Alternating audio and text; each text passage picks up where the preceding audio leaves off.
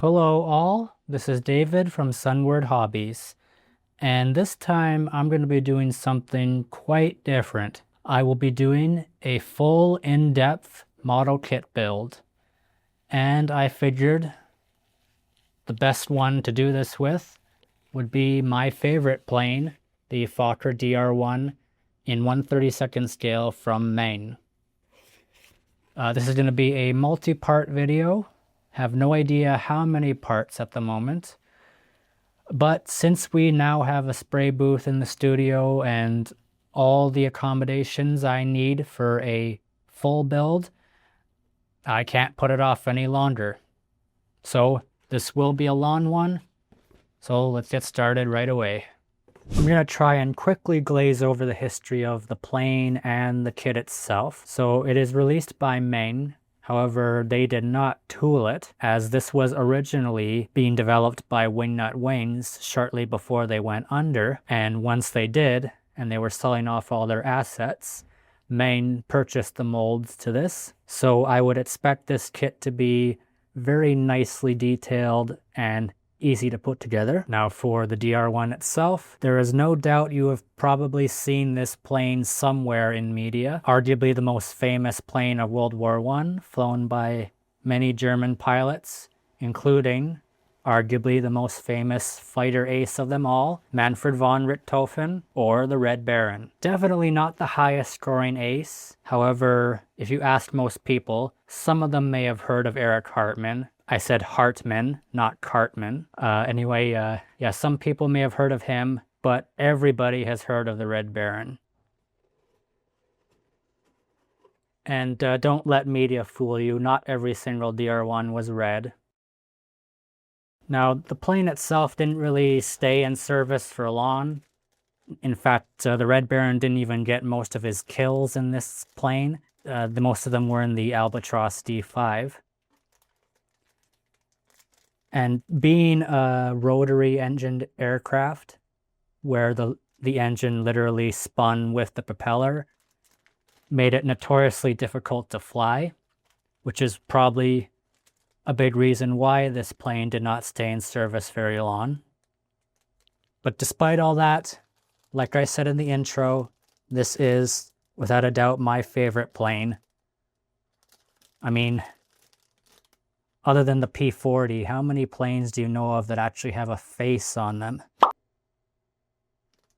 So, from what I saw, there actually isn't too many parts. So luckily, this isn't going to be too difficult of a build for me. In fact, World War I planes in general have a reputation for being difficult to build. However, if you are a beginner, the Dr.I is actually one of the easier ones you can build, as there's very little rigging to it. And usually it just came in this one color. So upon inspecting the instruction booklet, it's much akin to the old Wingnut Wings style of instructions. And from what I've gathered, for a modern day 32nd scale kit, there really isn't that much to this. It's quite simple. As you can see, the instructions were only like 10 pages. And since I do have a lot of experience building this particular plane, I shouldn't find this very difficult at all. So this first part is mainly going to be just clipping off the parts for the interior, gluing them together, maybe some sanding if we get there before the end of the day. So as you can see, we're going to start in the cockpit with the seat and the rear bulkhead. So let's grab the sprue nippers and we'll get started.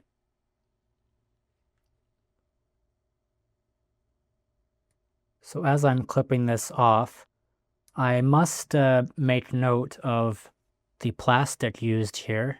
It's quite strong and sturdy, which Edward, even though you're my favorite model kit manufacturer, your plastic is quite brittle. I mean, almost every kit I've bought from you guys, there's always at least one part loose off of the sprue.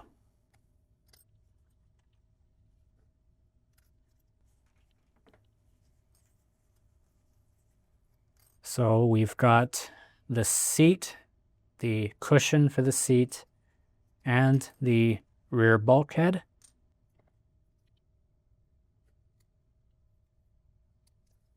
So now that those are clipped off, I'm going to take a hobby knife, just scrape off the remainder of the sprue.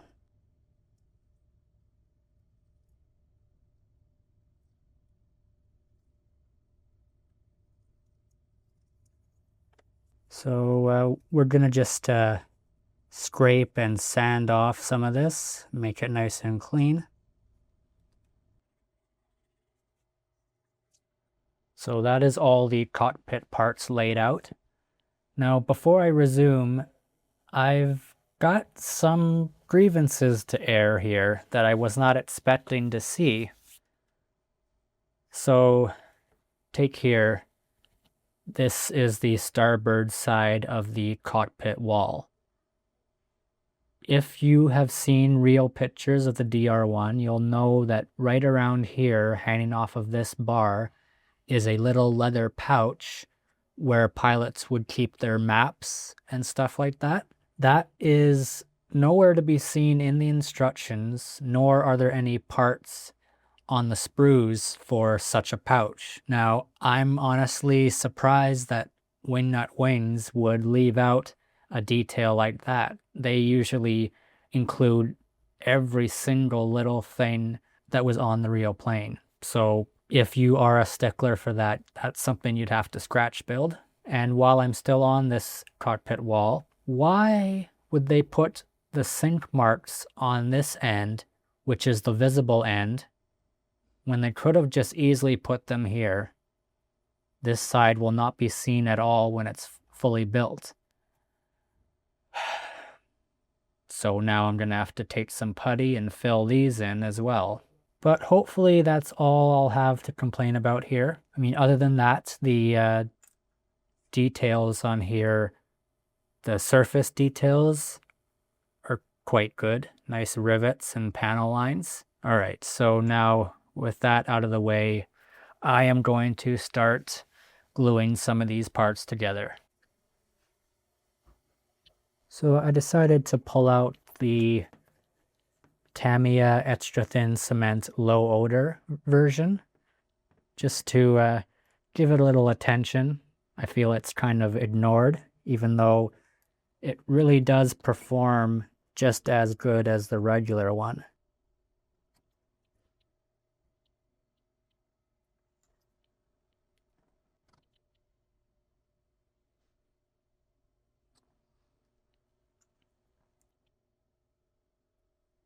So I sincerely apologize.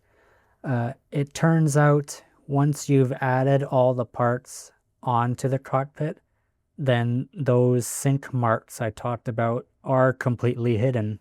So I'm very sorry, Wingnut or Meng or whoever I was complaining to. You actually did engineer it correctly. So with that embarrassment aside, I've glued the ammunition boxes, the control lever, and the seat cushion together. So that is pretty much all I want to glue for now, as for the sake of ease of access as well as different colored parts, I am going to leave everything else here unassembled and paint it in that way. And then once it's all painted and varnished and whatever, then I will glue everything together. So I will set these aside for now and move on to another step of assembly.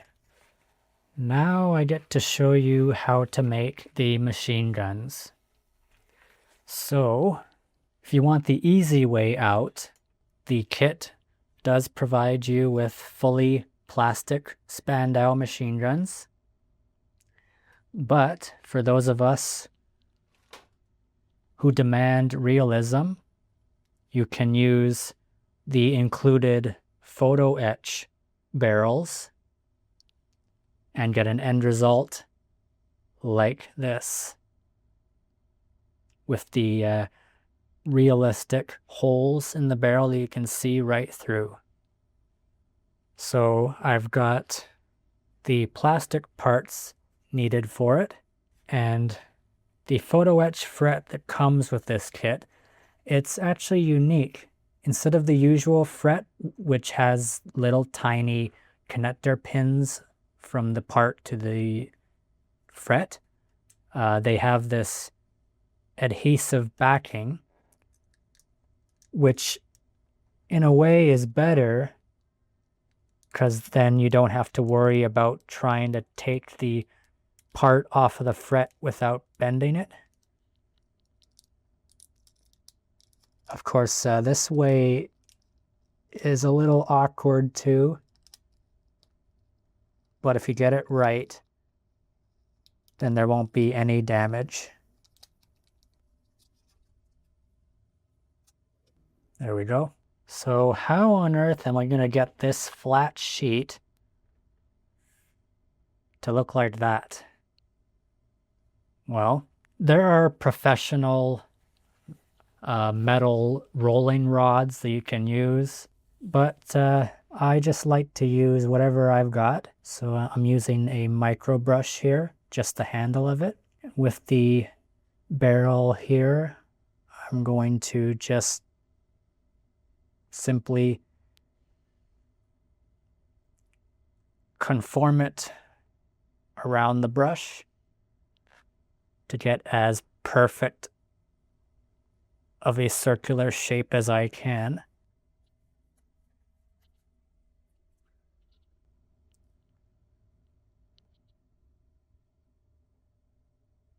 And that's pretty much all to it. So now with some BSI Matte Secure CA glue, I'm just going to take a tiny amount and place it on the lip of this gun here.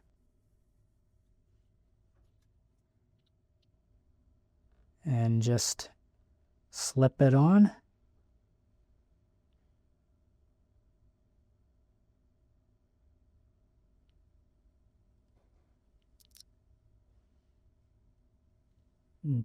Just give that a few seconds to dry, and while we're doing that, I'm going to take the gun sight, which is also photo etch,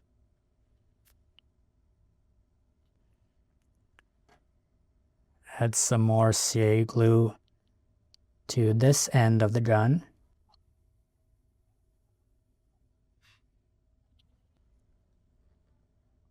and sit that right there.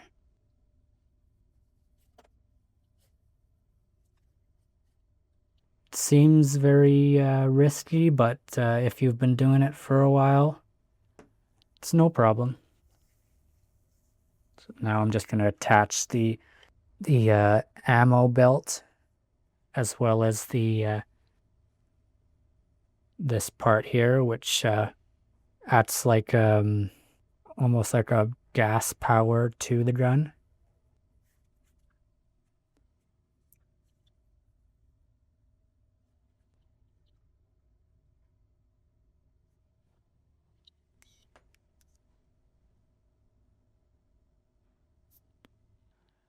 Next thing we have here is the rotary engine, which is in 2 halves. So I'm just going to take some of my thin cement, hold the 2 halves together, and on each cylinder just drip some in.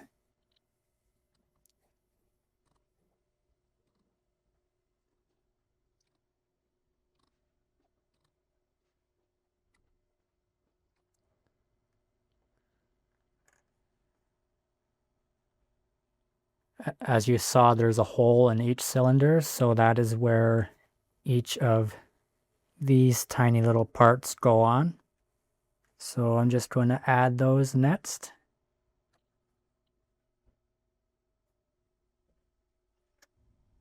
Perfect. Now this part here has some copper tubing, which is going to be hand painted, but it's going to be too hard to reach if it's glued on here already.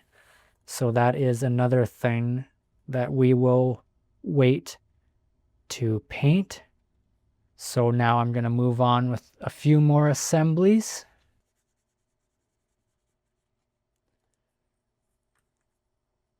So next up is our wheels, and here are the hubcaps. Now, the instructions say that you can add this little piece here, which will help allow the tires to spin, but I personally don't care if they spin, so I'm just going to close those up now.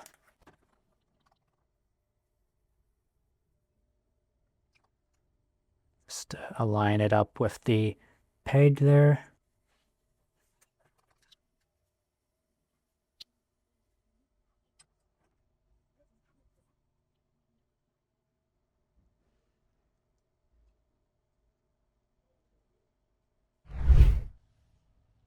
And with that, I will wrap up part 1 of this Fokker DR1 build. I hope you had a good laugh. So join us back for part 2, where I will finish up a few remaining interior assemblies. Then I will begin priming, and if there's time, maybe some pre-shading too. And let me ask you, the viewer, have you personally ever built a Fokker DR1 model? Or any World War I plane for that matter? Feel free to let us know in the comments how your experience was. So, thank you very much for watching this video. Remember to like, comment, subscribe, follow us on our socials, and until the next one, adios.